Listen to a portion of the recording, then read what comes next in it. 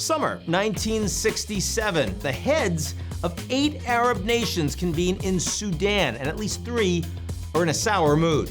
Israeli forces have just captured what was Egypt's Sinai Peninsula and Gaza Strip, Jordan's West Bank and East Jerusalem, and Syria's Golan Heights.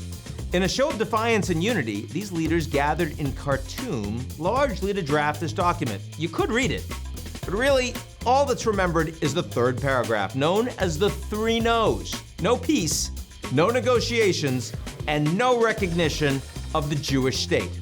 That was then. Half a century later, in the teeth of a pandemic, and with an American election season bearing down, the United States has facilitated an about-face from that Khartoum resolution. Israel and the United Arab Emirates are fully normalizing relations, the 3rd Arab country to do so after Egypt and Jordan, and the first in 26 years. In exchange, Israel is to hold off on annexing territory in the West Bank, a move that was being delayed anyway by a divided Israeli government and growing opposition. And yet with the recent UAE deal, it's clear that the Palestinian cause, rooted in one of the world's longest-running and most controversial conflicts, is becoming an afterthought. Gone are the days when Palestine served as a regional rallying cry, or at least the basis for peace negotiations.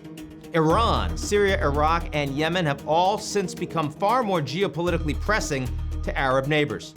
And Israeli leadership, though facing troubles at home, has also been making its own rules, buoyed by American support with the U.S. Embassy move to Jerusalem and American recognition of Israeli annexations.